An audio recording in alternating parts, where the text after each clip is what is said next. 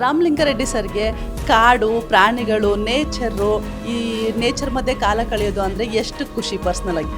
ಅದು ಶಬ್ದ ಮಾಲಿನ್ಯ ಇರ್ಬೋದು ಅಥವಾ ನೀರಿರ್ಬೋದು, ಮತ್ತು ನಮ್ಮ ಟೋಟಲ್ ಓವರಾಲ್ ಪರಿಸರ ಕೆಡ್ತಾ ಇದೆ. ಇದನ್ನು ಸ್ವಲ್ಪ ಆದರೂ ರಿಪೇರಿ ಮಾಡುವಂಥ ಕೆಲಸಕ್ಕೆ ನಾನು ಮೊದಲು ಆದ್ಯತೆ ಈ ಇಲಾಖೆಗೆ ಬಂದ ಮೇಲೆ ಕೊಡಬೇಕು ಅಂತ ತೀರ್ಮಾನ ಮಾಡಿದ್ದೀನಿ.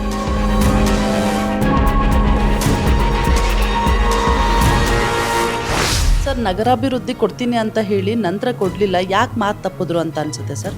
ಅವೆಲ್ಲ ಬೆಂಗಳೂರಿನವರಲ್ವಾ, ಸಹಜವಾಗಿ ಬೆಂಗಳೂರು ಖಾತೆ ನಾನು ಕೇಳಿರಲಿಲ್ಲ, ಆದರೂ ಕೊಡ್ತೀನಿ ಅಂತ ಹೇಳಿದರು. ಮತ್ತು ಅದನ್ನು ಬೇರೆಯವರಿಗೆ ಕೊಟ್ಟಾಗ ಇದು ನಿಮಗೆ ತೃಪ್ತಿನ ಜಲಸಂಪನ್ಮೂಲ ಇಲಾಖೆ ಕಂಪೇರ್ ಮಾಡಿದ್ರೆ ಬೆಟರ್ ಅಂತ ಅನಿಸುತ್ತಾ? ಇದೆಲ್ಲ ಹಳೆಯ ಕತೆ ಆಗೋಯ್ತು, ಯಾಕೆ?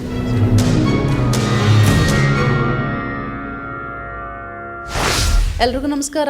ಸಿದ್ದರಾಮಯ್ಯನವರು CM ಆಗಿದ್ದಾಗ ಸಾರಿಗೆ ಇಲಾಖೆಯನ್ನು ಯಶಸ್ವಿಯಾಗಿ ನಿರ್ವಹಿಸಿದಂಥವರು, ಶಕ್ತಿ ಯೋಜನೆಯನ್ನು ನೀಟಾಗಿ ಯಶಸ್ವಿಯಾಗಿ ಸಂಪೂರ್ಣವಾಗಿ ನಿಭಾಯಿಸಿದಂಥವರು ಸಚಿವ ರಾಮಲಿಂಗಾರೆಡ್ಡಿ ಸರ್ ಅವರು. ಅದಾದಮೇಲೆ DK ಶಿವಕುಮಾರ್ ಅವರು ಮುಖ್ಯಮಂತ್ರಿ ಆದರು. ಆಗ ಜಲಸಂಪನ್ಮೂಲ ಇಲಾಖೆಯನ್ನು ಅವ್ರಿಗೆ ಕೊಡಲಾಯಿತು. ಆದರೆ ಇದಕ್ಕೆ ಅಸಮಾಧಾನಗೊಂಡಿದ್ದರು. ಈಗ ಅವರ ಖಾತೆಯನ್ನು ಬದಲಾವಣೆ ಮಾಡಿ ಅರಣ್ಯ ಇಲಾಖೆಯನ್ನು ಕೊಡಲಾಗಿದೆ. ಇದು ಸಮಾಧಾನ ತಂದಿದೆಯಾ? ಏನು ಹೇಳ್ತಾರೆ ಸಚಿವರು? ಬನ್ನಿ ಅವ್ರನ್ನೇ ಮಾತಾಡ್ಸೋಣ. ರಾಮಲಿಂಗಾರೆಡ್ಡಿ ಸರ್ ನಮ್ಮ ಜೊತೆ ಇದ್ದಾರೆ. ಸರ್ ನಮಸ್ತೆ, ಹೇಗಿದ್ದೀರಿ? ಚೆನ್ನಾಗಿದ್ದೀನಮ್ಮ. ಓಕೆ ಸರ್, ಇವಾಗ ಖಾತೆಯನ್ನು ಬದಲಾವಣೆ ಮಾಡಲಾಗಿದೆ ನಿನ್ನೆ. ಈ ಖಾತೆ ತೃಪ್ತಿಕರ ಅಂತ ಅನಿಸುತ್ತಾ ಸರ್ ನಿಮಗೆ? ಈಗ ನಾನು 93ರಲ್ಲಿ ಮೊದಲನೇ ಸಲ ಮಿನಿಸ್ಟರ್ ಆಗಿದ್ದು, 6 ಬಾರಿ ಸಚಿವನಾಗಿದ್ದೀನಿ. ಯಾವಾಗಲೂ ಕೂಡ ಇಂಥ ಖಾತೆ ಬೇಕು ಅಂತ ಕೇಳ್ತಿರಲಿಲ್ಲ. ನಾನು ಹಿಂದೆ ಟ್ರಾನ್ಸ್ಪೋರ್ಟ್ ಮಿನಿಸ್ಟರ್ ಆಗಿದ್ದೆ, 13ರಿಂದ 17ರವರೆಗೂ. ಮತ್ತು ಗೃಹ ಮಂತ್ರಿ ಆದೆ. ಮತ್ತು 2ನೇ ಸಲ ಸಿದ್ದರಾಮಯ್ಯರು ಚೀಫ್ ಮಿನಿಸ್ಟರ್ ಆಗಿದ್ದಾಗ ಮತ್ತೆ ಅದೇ ಇಲಾಖೆ ಕೊಟ್ಬಿಟ್ರು,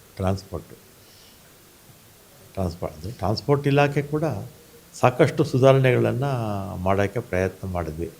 ನನ್ನ ಒಂದು ಅವಧಿನಲ್ಲಿ 7 ವರ್ಷ 4 ತಿಂಗಳು ಟ್ರಾನ್ಸ್ಪೋರ್ಟ್ ಮಿನಿಸ್ಟರ್ ಆಗಿದ್ದೆ. ಅತಿ ದೀರ್ಘಾವಧಿ ಟ್ರಾನ್ಸ್ಪೋರ್ಟ್ ಮಿನಿಸ್ಟ್ರು ನಮ್ಮ ಕರ್ನಾಟಕದಲ್ಲಿ.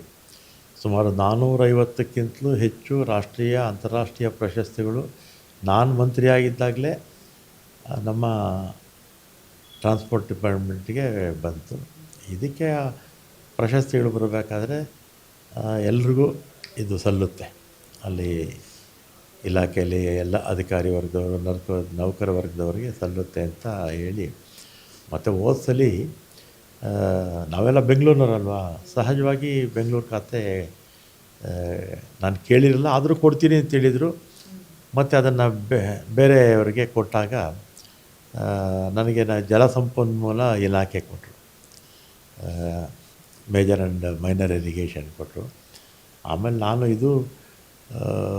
ನಾವೆಲ್ಲ ನಗರ ಪ್ರದೇಶದವರು, ಇದನ್ನು ನೀರಾವರಿ ಕ್ಷೇತ್ರದ ಪ್ರತಿನಿಧಿಸುವಂಥ ಯಾರಾದರೂ ಒಬ್ಬರು ಕೊಡಲಿ ಅಂಥೇಳಿ ಹಿಂದೆ ಹೇಳಿದ್ದೆ. ಅದೇ ಪ್ರಕಾರ ಈಗ ಮೊನ್ನೆ ಎಕ್ಸ್ಪ್ಯಾನ್ಷನ್ ಆದಂಥ ಸಂದರ್ಭದಲ್ಲಿ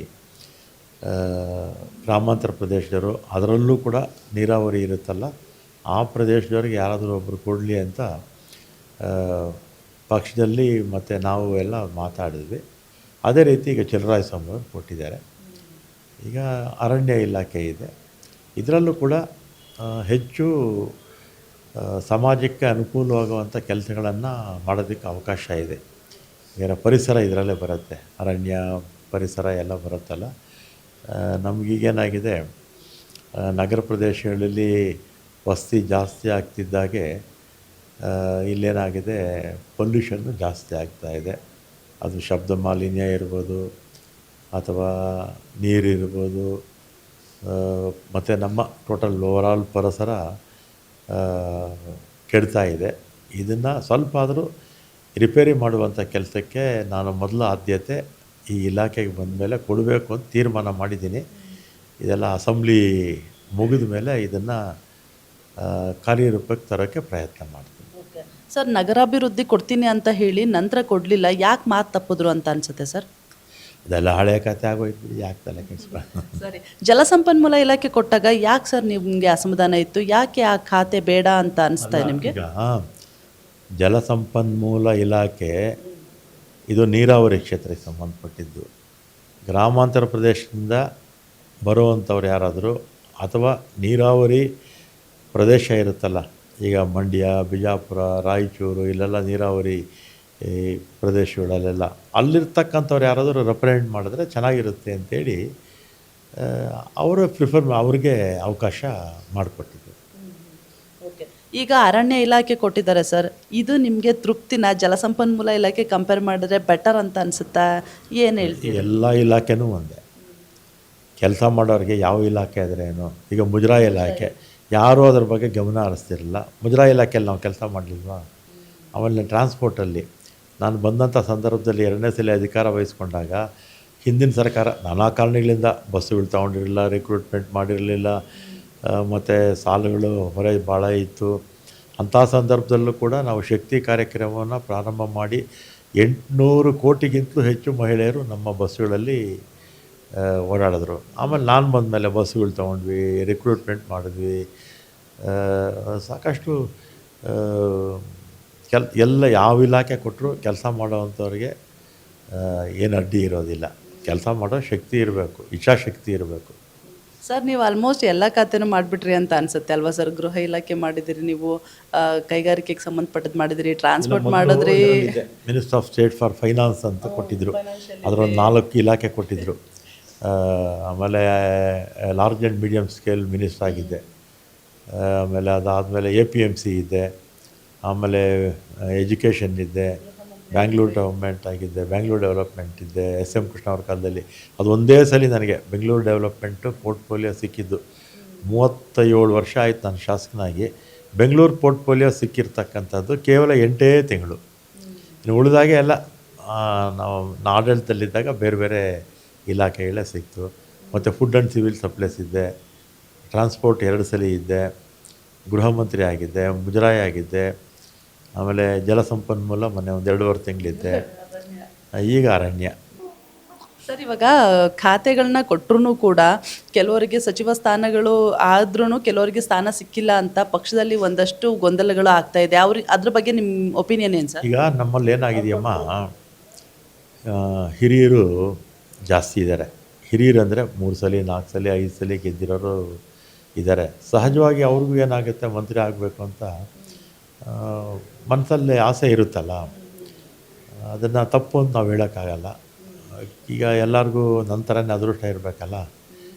ನಾನು ನೋಡಿ ಯಾವತ್ತೂ ಕೂಡ ಒಂದು ಲಾಬಿ ಮಾಡೋದಾಗಲಿ ಮಾಡೋದಿಲ್ಲ. ಏನು ಸಹಜವಾಗಿ ನನಗೆ ಅದೇ ರೀತಿ ಹುಡುಕೊಂಡೆ ಎಲ್ಲ ಬಂತು. ಸರ್, ಇವಾಗ ಅರಣ್ಯ ಇಲಾಖೆ ಹೊಸದಾಗಿ ಕೊಟ್ಟಿದ್ದಾರೆ.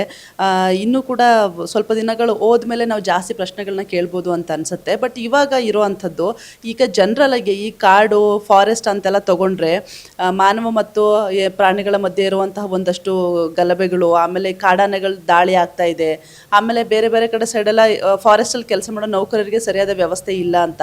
ಸೊ ಬೇಸಿಕ್ಕಾಗಿ ಇದ್ರ ಬಗ್ಗೆ ಜನರಲಾಗಿ ಮಾತಾಡೋದಾದರೆ ಏನು ಹೇಳ್ತೀರಾ ಸರ್? ಫಸ್ಟ್ ರಿಯಾಕ್ಷನ್ ನಿಮ್ಮದು. ಮೊದಲನೇದಾಗಿ ನಾನು ಕಂಡಾಗೆ ಅರಣ್ಯ ಇಲ್ಲ ಅಂದರೆ ಪ್ರಪಂಚನೇ ಇಲ್ಲ ಅಲ್ವಾ?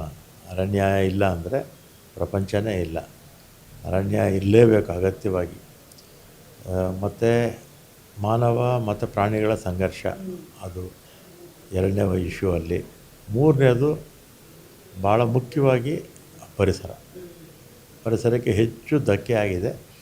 ಇದನ್ನು ನಮ್ಮ ಪರಿಸರ ಇಲಾಖೆ ವತಿಯಿಂದ ನಾನು ಮಂತ್ರಿ ಆಗಿರೋರು ಕೂಡ ಏನು ಡ್ಯಾಮೇಜ್ ಆಗಿದೆಯೋ, ಡ್ಯಾಮೇಜ್ ಆಗೋದನ್ನು ಹಿಂದೆ ಇರ್ತಕ್ಕಂಥವ್ರು ಮಾಡಿದ್ದಾರೆ, ಸಾಕಷ್ಟು ಅವರು ಪ್ರಯತ್ನ ಮಾಡಿದ್ದಾರೆ. ಮುಂದಕ್ಕೂ ಕೂಡ ಇನ್ನೂ ಸ್ವಲ್ಪ ಹಿಂದೆ ನನಗೆ ಬಸವಲಿಂಗಪ್ಪ ಅವರು ಈ ಪರಿಸರ ಇಲಾಖೆ ಮಂತ್ರಿ ಆಗಿದ್ದಾಗ ಭಾಳ ಉತ್ತಮವಾಗಿ ಕೆಲಸ ಮಾಡಿದರು. ಅದೇ ಥರನೇ ಫಾಲೋ ಮಾಡ್ತೀನಿ. ಓಕೆ. ರಾಮಲಿಂಗಾರೆಡ್ಡಿ ಸರ್ಗೆ ಕಾಡು, ಪ್ರಾಣಿಗಳು, ನೇಚರು, ಈ ನೇಚರ್ ಮಧ್ಯೆ ಕಾಲ ಕಳೆಯೋದು ಅಂದರೆ ಎಷ್ಟು ಖುಷಿ ಪರ್ಸ್ನಲಾಗಿ? ನನಗೆ ಪ್ರಯಾಣ ಮಾಡೋದಂದರೆ ಜಾಸ್ತಿ ಇಷ್ಟ. ಮತ್ತು ಕಾಡು ಮತ್ತು ಪರಿಸರ ಮತ್ತು ದೇಶಗಳು ಸುತ್ತೋದು. ಸುಮಾರು 85 ದೇಶಗಳು ನಾನು ಹೋಗಿದ್ದೀನಿ. 19ರಿಂದ ಕರೋನಾ ಬಂದಮೇಲೆ ಹೋಗೋಕ್ಕಾಗಲಿಲ್ಲ. ಕರೋನಾ ಬಂದಮೇಲೆ 7 ವರ್ಷ ಆಯಿತು. ಇಲ್ಲ, ಇಷ್ಟೊತ್ತಿಗೆ ನಾನು ಹಿಂದೆ ವರ್ಷಕ್ಕೆ 3 ಟ್ರಿಪ್ ಹೋಗ್ತಿದ್ದೆ ಬೇರೆ ದೇಶಗಳಿಗೆ. ದೇಶ ಸುತ್ತು ಕೋಶ ಓದು ಅಂತಾರಲ್ಲ, ಹಾಗೆ ಇಷ್ಟೊತ್ತಿಗೆ ಒಂದು 150 ದೇಶ ನೋಡಬೇಕಾಗಿತ್ತು. ಈ ಕರೋನಾ ಬಂದಮೇಲೆ ಸ್ಟಾಪ್ ಆಯಿತು. ಓಕೆ, ಇನ್ನು ಮುಂದೆನಾದ್ರೂ ಸ್ವಲ್ಪ ಟ್ರಾವೆಲ್ ಮಾಡಿ ಸರ್ ಮತ್ತೆ ಹಾಗಾದರೆ. ಈಗಿಲ್ಲ. ಓಕೆ, ಈಗ ಮಂತ್ರಿ ಆಗಿರ್ತಕ್ಕಂಥ ಸಂದರ್ಭದಲ್ಲಿ ಅವಕಾಶಗಳಿರುತ್ತೆ, ಭಾಳ ಕಡಿಮೆ. Okay sir, thank you sir. ಇದಿಷ್ಟು ಅರಣ್ಯ ಸಚಿವ ರಾಮಲಿಂಗಾರೆಡ್ಡಿ ಸರ್ ಅವರ ಮಾತು. ನೋಡ್ತಾ ಇರಿ first view Kannada. Thank you.